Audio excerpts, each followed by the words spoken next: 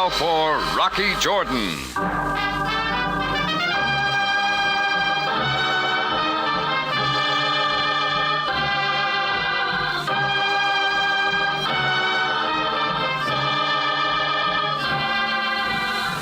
Not far from the Mosque Sultan Hassan in Cairo stands the Cafe Tambourine, run by Rocky Jordan. The Cafe Tambourine, crowded with forgotten men, alive with the babble of many languages. For this is Cairo, where modern adventure and intrigue unfold against a backdrop of antiquity. Tonight's story, Lady in Disguise.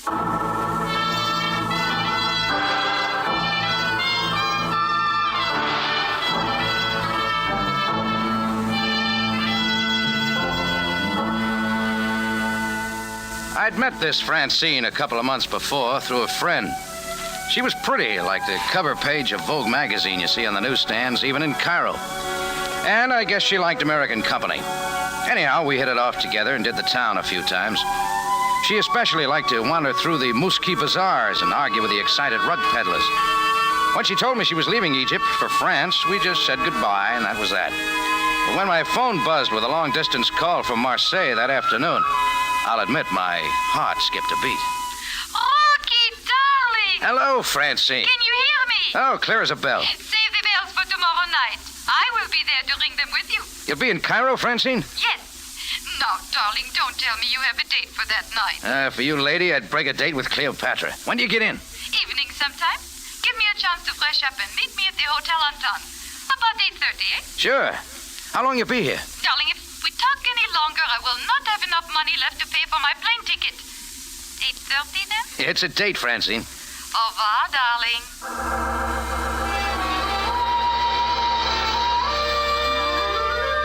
Well, right away, I sent my best suit out to the cleaners and called the laundry to hurry up with my shirts. I was feeling so good that morning, I decided to open up the Tambourine early before the help got there. I'd hardly unlocked the front door before the parade started. It was headed by a familiar egg-shaped Egyptian in elevator shoes and an elongated tarbouche on his head to bring him up to his idea of a big politician. Bringing up the rear was a big Senegalese and various native ward healers. The egg-shape walked up to me and kept right on coming. Step to one side, Jordan. Keep your fez out of my face, Kafar. Kafar Bey to you now, Jordan. Very important man, huh? Certain people have learned to respect me, yes. Jordan, you and I had certain difficulties when you first came to Cairo. You were most uncooperative. Take it someplace else, Kafar. You tried to keep me out of business, but I'm still here. I'm well aware that you won that round, Jordan. However, many things have changed since then. I intend to impress you with that fact. Get to the point. What brought you here? My new official capacity as building inspector. Hold it, Kafar. This place passed inspection 6 months ago, and you know it. Many things change in 6 months. It is possible I will have to condemn this building. Anything to throw your weight around, huh?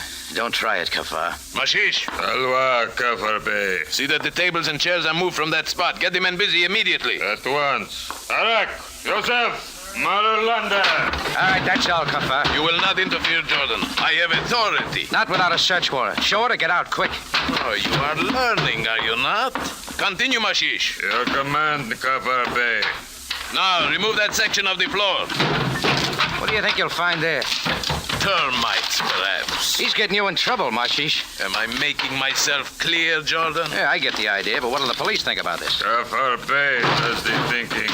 Yeah, sharp boy. Yeah. Now, you two there, behind the bar, remove those bottles. They come under building inspection? In your case, Jordan, yes. That's expensive liquor, Kafar. You're running up a big bill. Nectar of infidels, like you. You respect my official position now, Jordan? You understand that I am a very big man? To me, Kafar, you haven't grown an inch. I threw you out of here once, and I'll do it again. The touch of your hands is offensive. Fascist, remove him! Back, Jordan. Or the knife. Brought all the equipment, didn't you? Yeah. Now, Jordan, we will withdraw in our own way. What about my tambourine? It is in very bad shape. Yeah. Perhaps I will condemn it. Perhaps not. That all depends on you. See you later, Kafar, when you don't have 6 other guys with you. Is that a threat, Jordan? I'll go you one better. It's a promise.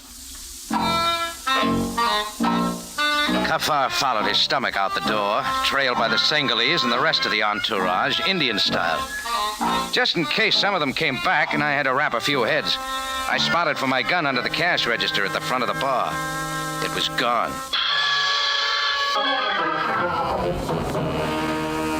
It took me and my bartender and the waiters and the cook and the dishwasher all that day and most of the next to get the tambourine back in shape. Replace the broken bottles of liquor with some more stuff from the cellar. But I wasn't going to let that trouble ruin my date with Francine. The cleaner brought my suit back in time, and Chang Lee did a good job on my shirts, and I was off for the Anton Hotel. It was off the main drag a little, not very imposing. At exactly 8:30, I stepped up to the desk. Yes, yes? I'm calling for Francine Tournay. One moment, please. Room 502. Miss Tournay? Gentlemen see you in the lobby. Pardon? Yes. Yes, I'll tell him. Sorry, Miss Tournay is not to be disturbed. But I had a date with her. Call her back. Tell her it's Rocky Jordan. Miss Tournay does not wish to be... Give me that phone. Mr. Jordan, you will find the house phone... Give me room 502 and hurry it up. This is highly irregular. Yes? Hello? Hello, Francine. Who's this? Oh, what's the idea? This is Rocky Jordan. Hello? Hello? Now, if you will kindly hand me that phone. Take it, Sonny, but I still say she's seeing me. The room clerk looked worried, but I punched the elevator button, and just 43 seconds and 5 floors later, I was knocking at room 502. She didn't open the door very far, so I pushed it the rest of the way. Well, We had a date. I did not have a date. Oh, that's right. Mine was with Francine. I am Francine Tournay. Uh-uh. Don't you think I know who I am? Well, sure you do, so why don't you tell me? And while you're about it, who are you trying to pass yourself off as? I am going to call the house detective. Yeah, let's do. Are you Rocky Jordan? Yes. Now, where's Francine? She is not coming. She said she would write you and explain. She didn't write me anything. It looks like you know who I am, though. Why didn't you want to see me? I did not want to see anyone. Explain some more. Who are you? I am Marna Zenda. You got a passport, Marna? Francine's passport. I had to use it. It was the only way. The only way you could get into Egypt? Why? Rocky, it is none of your affair. Keep out of it. Francine will explain everything. No, I'd rather hear it from you. My father was an importer here in Cairo. It was a partnership. They were accused of running guns. My father knew nothing about it, but he got all the blame. He and all our family were driven out of Egypt. We lost our citizenship. What about the partner? He had political affiliations and was not touched. It was he who was running guns, not my father. Look, supposing your story's true. It is, Rocky. Why is Francine taking all this chance? What does it mean to her? Francine is my dearest friend. She was employed by my father's partner. She, of all people, should know that my father was innocent. She offered me her passport, her plane ticket, and hotel reservation. Well, it might work. You look a little like her. My mother is French, my father Egyptian. This is our home. I had to get back to Cairo and square things. Exactly with who? His name is Kafar. Kafar Bey? You know him? A nodding acquaintance. Just how are you going to square things? That is still my business. Okay, let's keep it that way. Only watch your step around Kafar. He's a very big man. I didn't leave Marna any too soon. As I came out, I bumped into the room clerk. He had a house dick with him. I waved goodbye to him and went on out. Well, I figured if Marna was out after Kafar, I might as well get my licks in first. I'd made out an itemized bill for the damage Kafar and his boys had done to my tambourine the day before, so I was off to deliver it in person. It was getting late, and there was a chance I might catch him alone. Kafar had moved to a big all-white place surrounded by a 5-foot wall a little way outside of Cairo. I got there about 10 o'clock and buzzed the gate, but no answer. I finally tried it. With a rusty squeak, it opened, and I walked into the courtyard and started for the house. Near the fountain was a statue, arms outspread, looking down. It struck me the statue seemed surprised. When I saw what it was looking at, so was I. There lay Kafar, still wearing his elevator shoes and oversized fez. But Kafar wasn't a big man anymore. Part of his shoulder pad was ripped away by a .45 slug, and a couple of more had finished the job. When I turned him over, he was still warm. Just then, the gate squeaked up front, and I saw Kafar's big Senghalese coming across the court. I didn't know if he recognized me or not, and I wasn't waiting to find out. Who is there? Stop at once! A I went over the wall and kept going. It figured Marna had gotten to Kafar first, and I didn't want any part of it. Well, I got back to the tambourine. I tried for some sleep and got nothing but bad dreams. I kept looking for Francine, with Marna showing up in her place.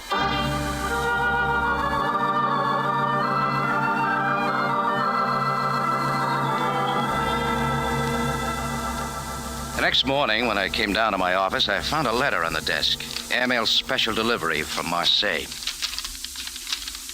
Yeah, it was from Francine. Dear Rocky, I hope and trust that this letter reaches you before our date. You see, I won't be coming to Cairo this time. A very dear friend of mine, Marna Zandar, is using my passport and accommodations. She will also be using my name while in Cairo. This must seem very strange to you, but there is no other way for Marna to get into Cairo, and this is most important to her. Please, Rocky, do not interfere, for her sake and for mine. You can understand why I did not think it best to call and tell you this by phone. When we see each other again, I will explain everything. Sorry, darling, signed Francine. Good morning, Jordan. Coming in the door, flanked by two of his uniformed men, was Captain Sam Sabaya, Cairo Police. You have no greeting, Jordan? Yeah, sure. Sit down. Have some coffee, Sam. It is an offense to refuse proffered hospitality, but I have no choice. Meaning what? But I am here on very serious matter. Jordan, no doubt you were acquainted with one Kafar Bey. The Bey is your idea. He's just Kafar to me. Was he not here in your tambourine 2 days ago? Yeah, he and a lot of other guys. They tore up things. Want me to show you? In a moment. Is it true that you made certain threats toward this man? Well, you might call them threats. I didn't like his way of showing me how big he was. Why? Kafar is dead. Murdered. You better get busy, Sam. Kafar had a lot of influence. Jordan, you must know me better than that. Duty is no respecter of position. Sorry. Where do I fit in? That remains to be seen. You have a gun, I believe. A 45. I did have. Went for it after Kafar and his mob left the other day, but it was gone. Indeed. Will you show me where you kept it? Anything to oblige? I kept it under the cash register out front here. You turn it up and you get a reward. Jordan, has it ever occurred to you that a thorough investigation is to your advantage as well as... Go on. About that reward, Jordan. Don't tell me, Sam. Is this your gun? It looks like it. I tell you, it was gone. 3 empty shells. Fired very recently. So that wraps it up. I shoot Kafar and then leave my gun here in plain sight. Kafar was shot, Jordan. But of course you knew. Oh, that's no trap, Sam. Need a lot more to tie me in. A witness, perhaps? I have one. A large Sangali swears that he saw you running from Kafar's courtyard shortly after the murder. Well, I am waiting for your denial. Okay, Sam. I went to Kafar's place with a bill for the damage he'd done to my tambourine. He was dead then.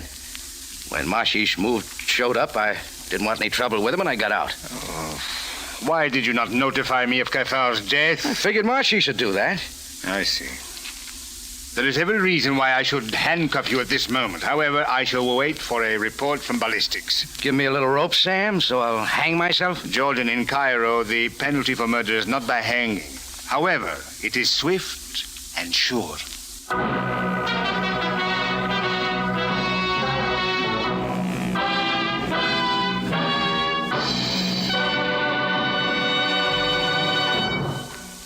You are listening to Lady in Disguise, tonight's adventure with Rocky Jordan.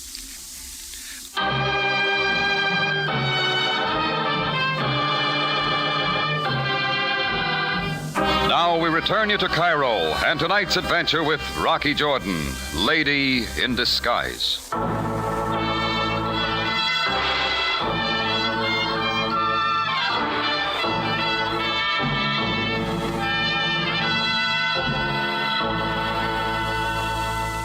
There were a lot more things I could have told Captain Sabaya about Kafar's death.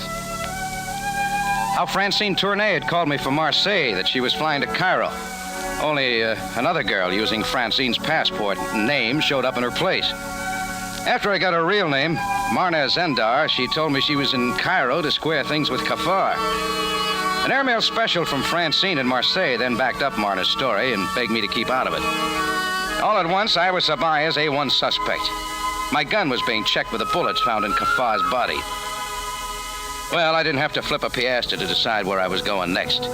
It looked like Marna had squared things in a hurry, so I was off for the Hotel Anton. I was walking toward the Sharia Macau to spot a taxi when all at once the sidewalk got crowded. Over, Jota. Hey, what the...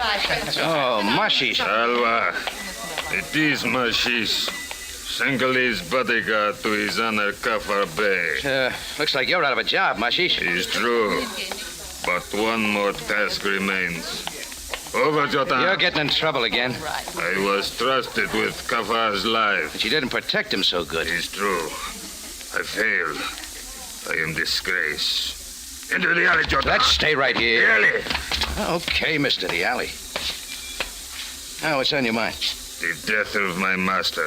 Well, you act like I did it. I saw you. You kill him. Now you die. Oh, that knife again.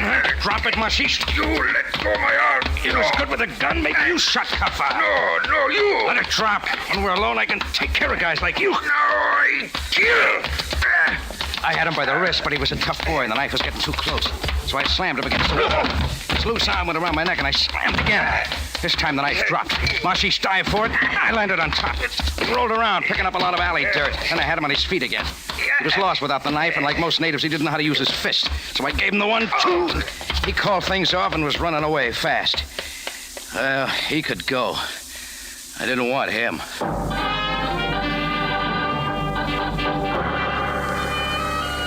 It took me another half hour to get back to my place and throw on some clean clothes. This time I got to the Hotel Anton without any trouble. The room clerk was still holding his own. Yes, sir? Rocky Jordan to see Francine Tournay. That is impossible, Mr. Jordan. Come on, get her on the phone and hurry. That, too, is impossible. Miss Tournay is not here. Where is she? I really couldn't say. As I recall, Mr. Jordan, Miss Tournay had no desire to see you. Oh, cut it, Sonny. She doesn't need your protection. Mr. Jordan, Miss Tournay is not here. She checked out. She's taken her luggage with her. She's no longer registered here. Now, do I make myself clear? Not quite. Where did she go? Pound note help? It's most irregular. Take it or leave it. She left for the airport not more than a half hour ago.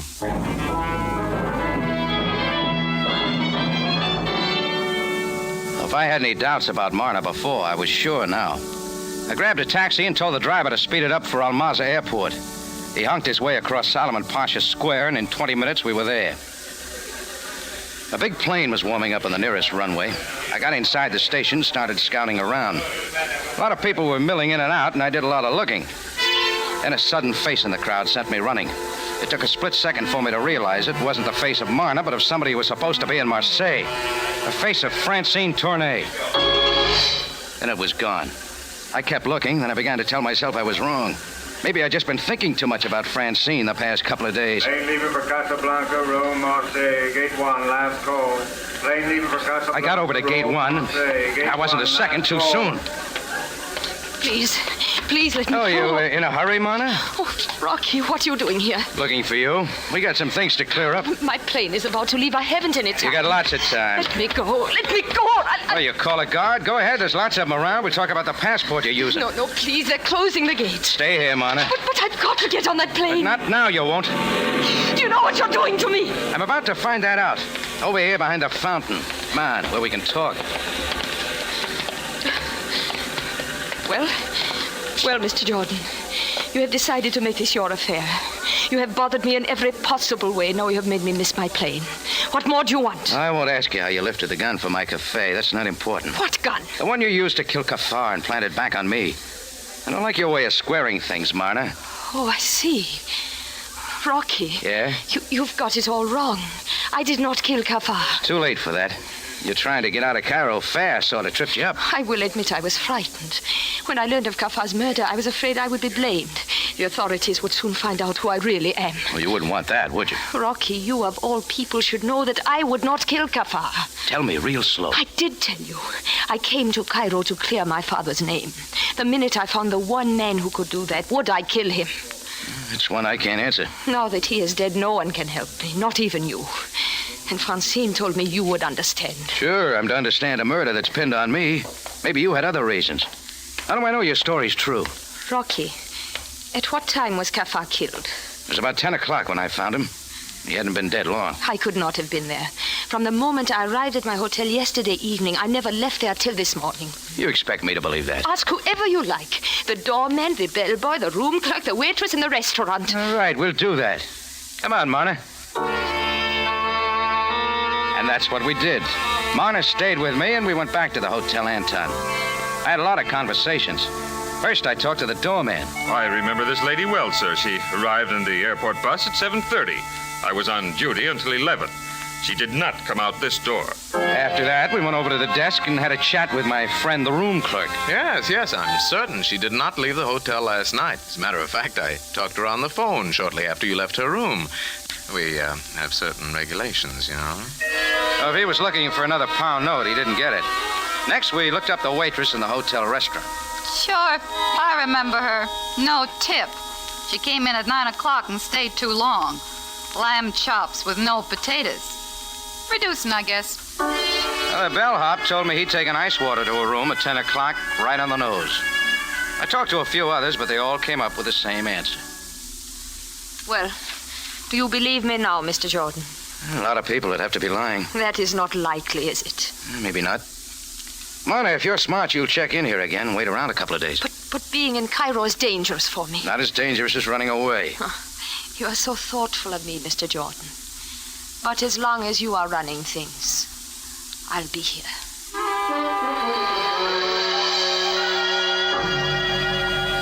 That's when I went back to the tambourine. It looked like Marna had cleared herself for Kafar's murder. But after running all over Cairo, I still hadn't helped my own case a bit. The afternoon rush was on when I walked into the tambourine. When Chris, my bartender, saw me, he jerked his head to a back table and kept on drawing a beer. The place was heavy with smoke, and I couldn't make out who it was. As I went back, it dawned on me like a camera fade-in. Again, the face of Francine Tournay. Rocky, darling. It's really you, Francine. But of course, mon chéri. I've been looking everywhere for you. At the airport? You saw me there? Why did you not say something? I tried to, but you were gone. Are you not glad to see me, Rocky? Oh, sure, Francine, sure. Did you get my letter? It's right here in my pocket. Said you weren't coming to Cairo. A woman can change your mind, n'est-ce pas? Yeah, but your passport. Well, I decided if Marna could get in on somebody else's passport, so could I. So here I am. Oh, when'd you get here? Today, at noon. Does it matter? Francine, your friend Marna's in trouble. Yes, I know. Poor Marna.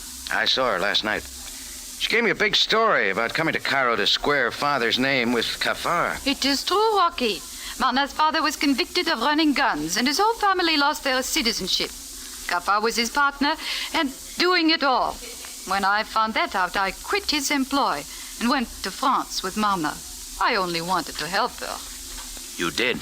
She was very bitter, but I had no idea it would come to this. I didn't dream that she... Did she kill him, Rocky? I don't know. Well, let's forget it for now. Oh, it's not that easy, Francine. I know, but we can try, can't we? Take me someplace, Rocky. I won't be long in Cairo, and I won't... Okay, Francine. Let's get out of here. Oh, I dropped my purse. Yeah, I'll get it. I am so sorry. The silly things in a woman's purse. You're not kidding.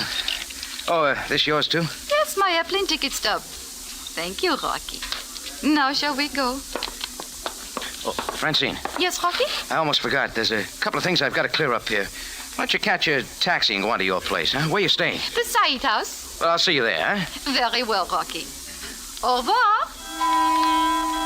Francine didn't know what had stopped me. It was the sight of an official black car drawing to the curb in front. Sam Sabaya got out and waited, and so did I. The cat and mouse game went on for a little while, and finally he came in. Bring the handcuffs with you, Sam? Jordan, many times you and I have had difficulties. In every case, I have been inclined to give you the benefit of the doubt. That's right, you have. However, in this case, I have no alternative. There's no odd feelings. You will come with me, Jordan. Sure.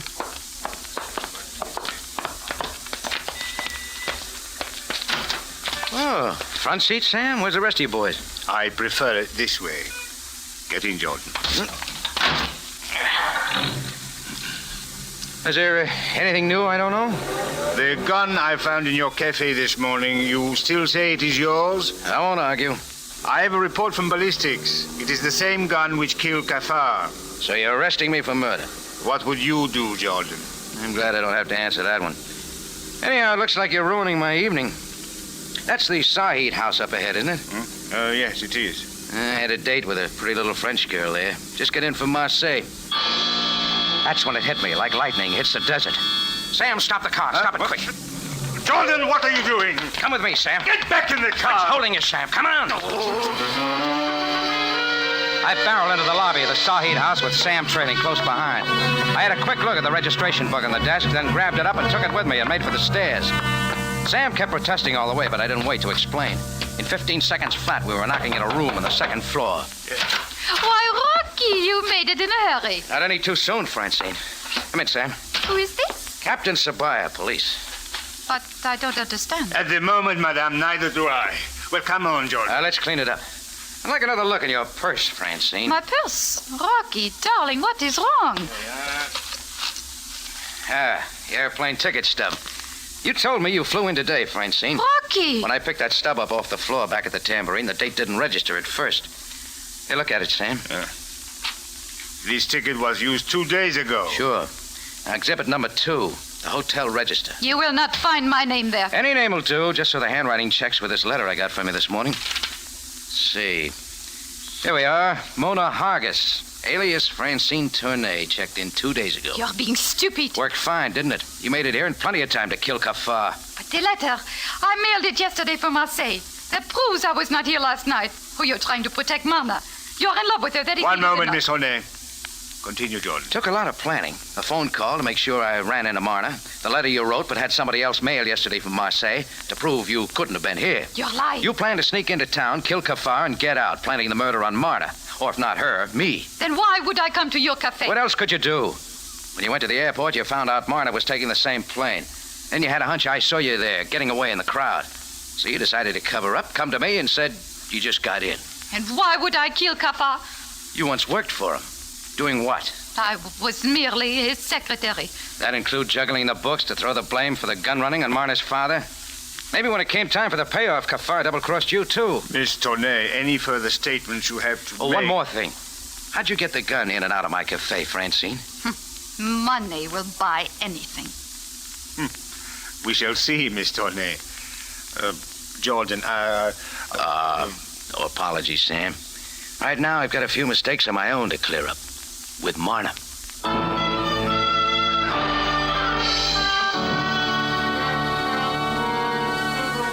Well, when Sabaya finally got the full story out of Francine, it checked pretty close with mine.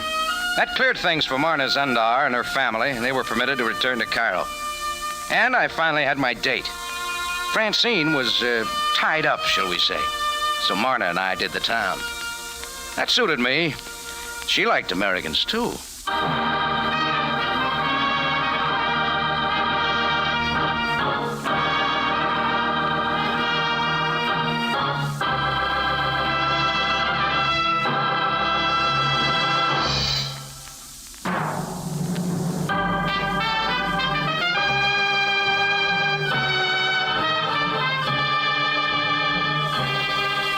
It's CBS again at this same time next week for another story of adventure and intrigue when we take you back to Cairo on the Cafe Tambourine, run by Rocky Jordan.